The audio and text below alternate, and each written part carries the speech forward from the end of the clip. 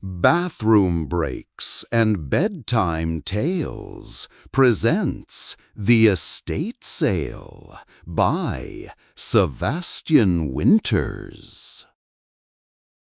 The day the sale opened, it drew a line of cars so long it coiled around the dead man's land like a snake guarding its own corpse.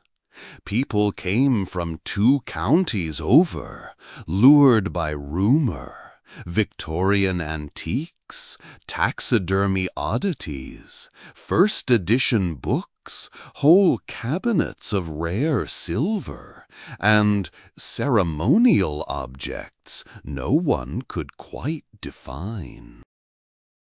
By noon, the scent of dust and floor polish clung to every open door. Price tags fluttered.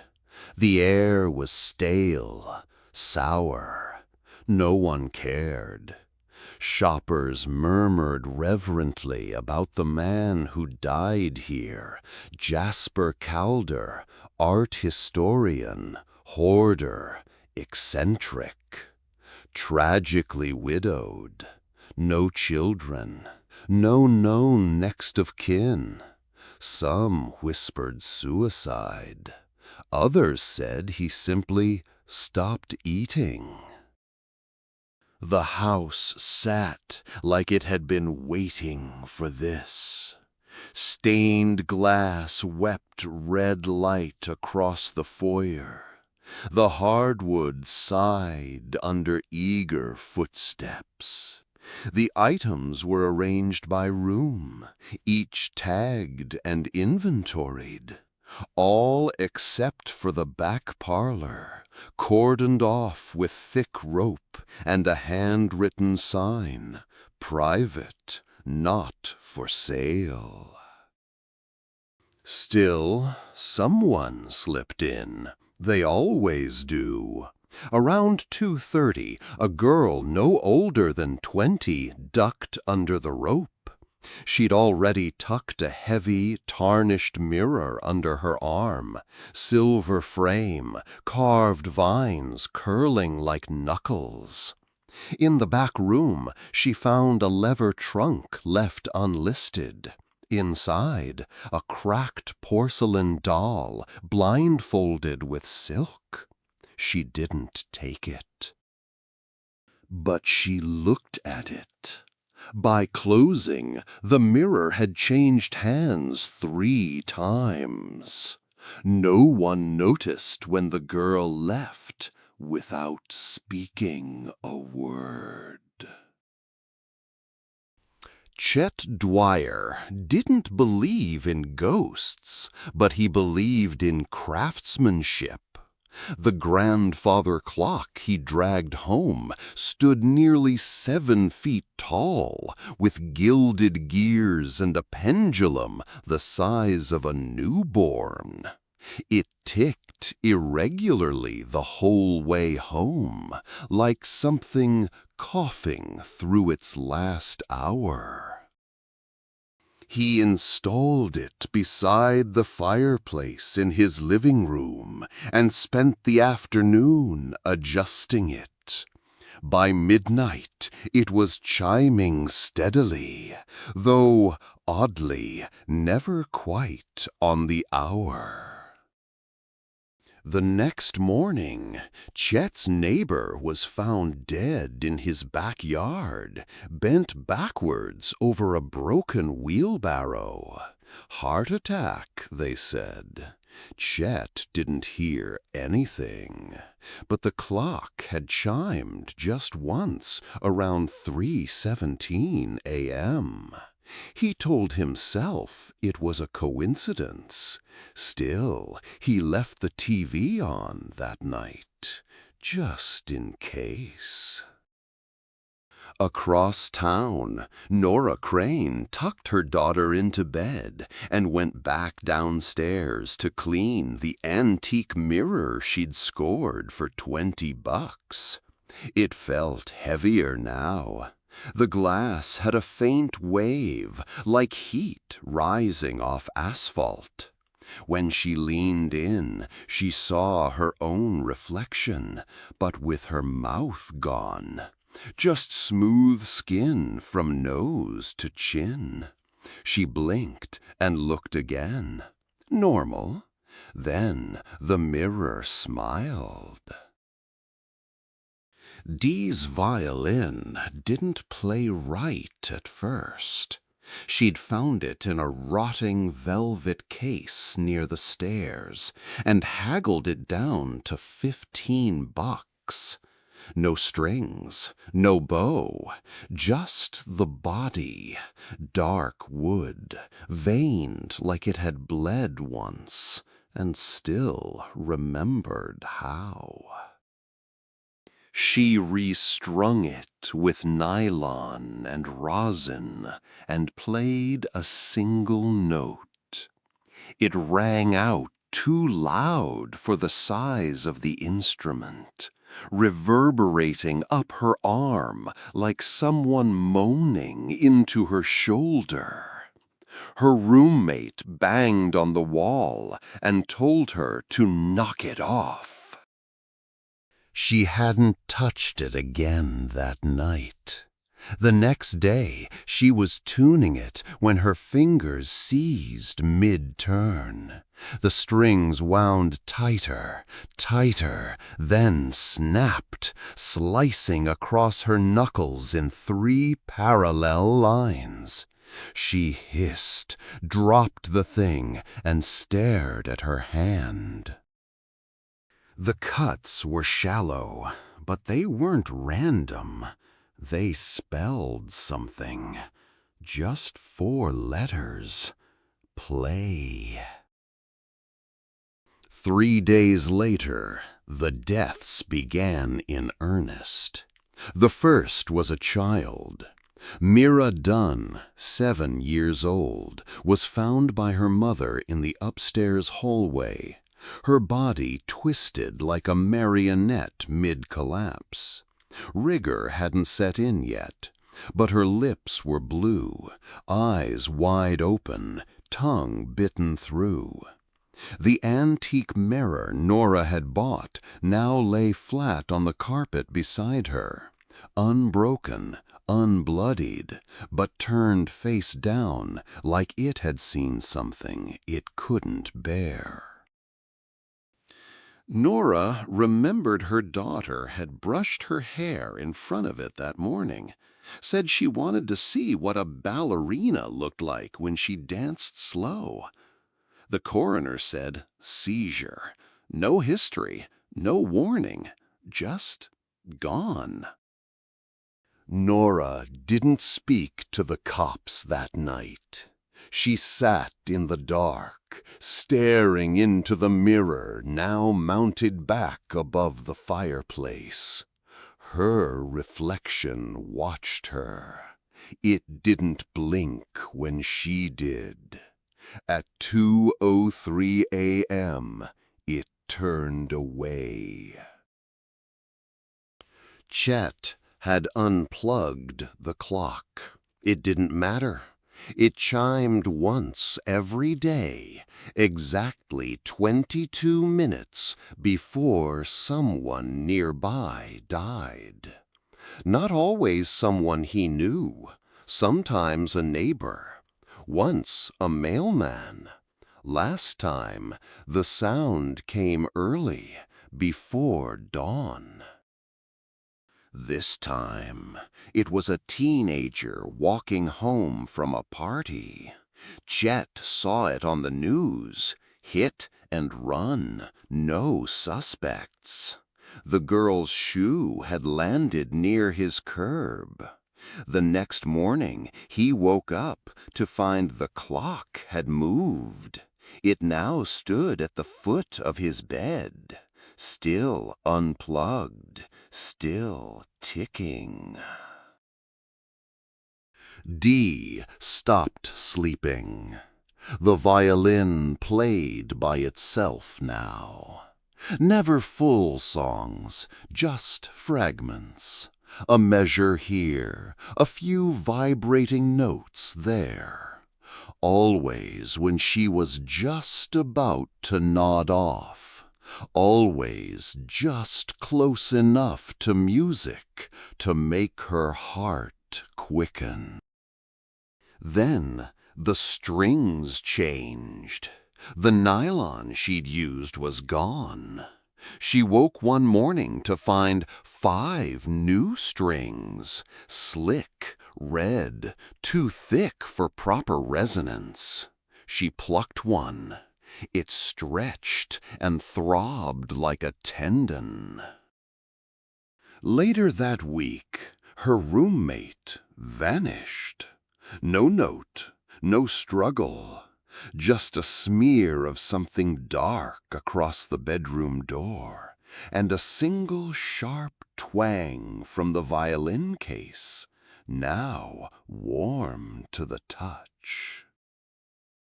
Dee opened the case.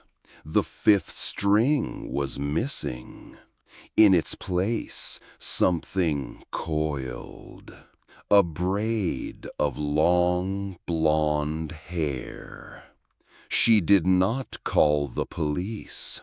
She did not touch the violin again.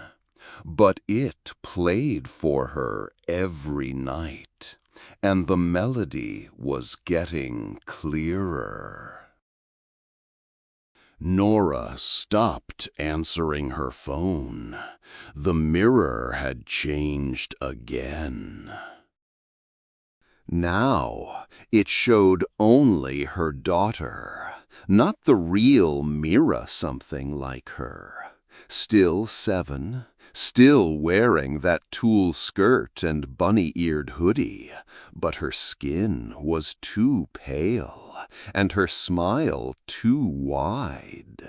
She stood just behind Nora's shoulder in the glass, always in the background, never moving, until Nora looked away. Then she'd shift, inch by inch. One night, Nora covered the mirror with a towel. When she woke the next morning, the towel was in the fireplace, burnt to ash. The mirror sat untouched, perfectly clean, though Nora was sure she hadn't dusted it in days. She tried selling it. The buyer didn't make it out of the driveway. Seizure behind the wheel, crashed into a tree. Nora dragged the mirror into the backyard and poured gasoline over the frame. She dropped the match, waited for fire. All that came was a long, keening sound, like a child holding a single note of grief. The mirror did not burn.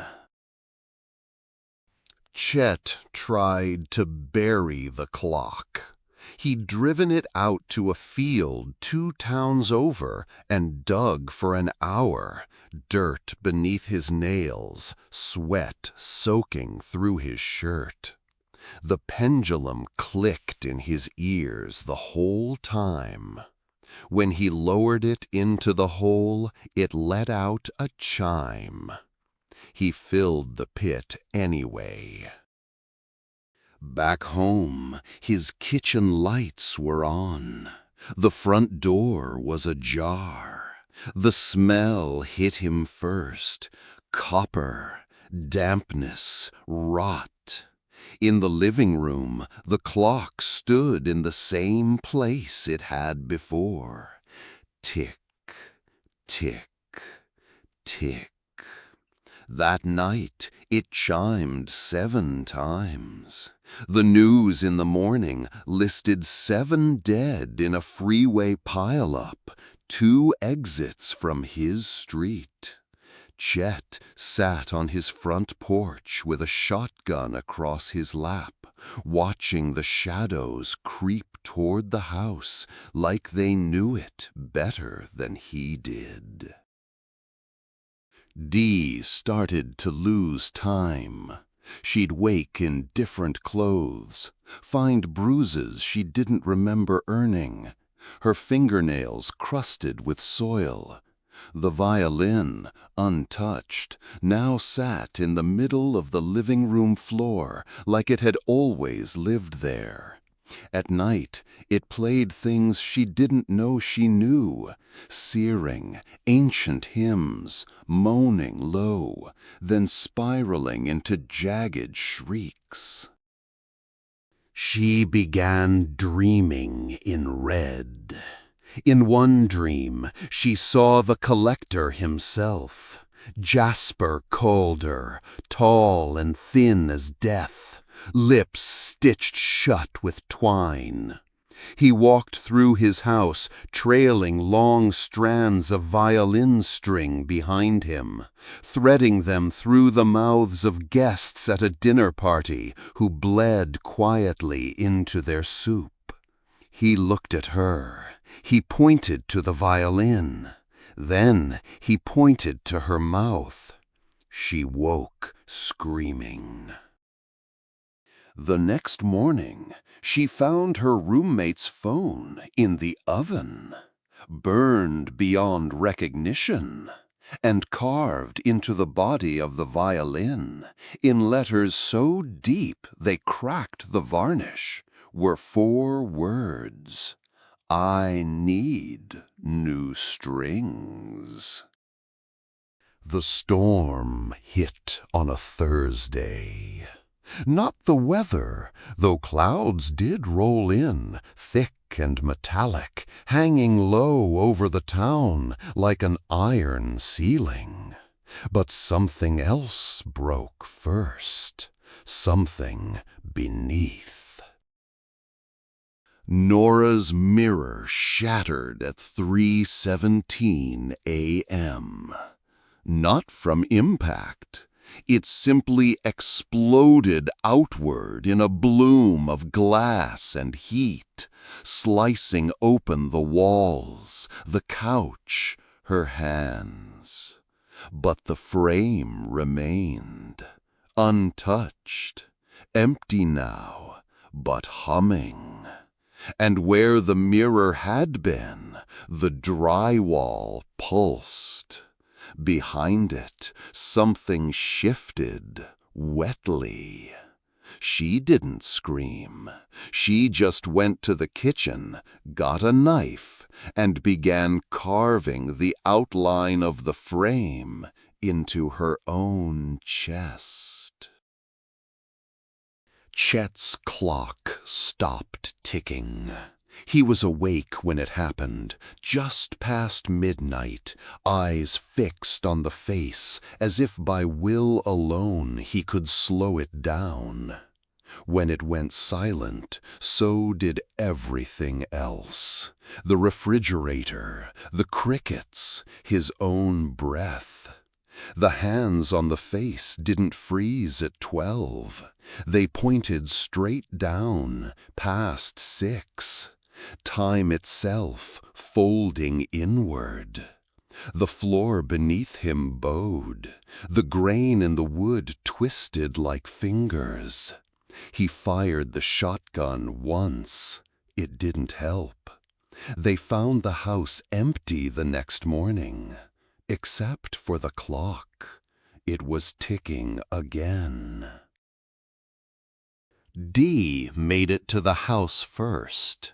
She had driven 12 hours through static blurred radio and empty gas stations, guided by the music in her head.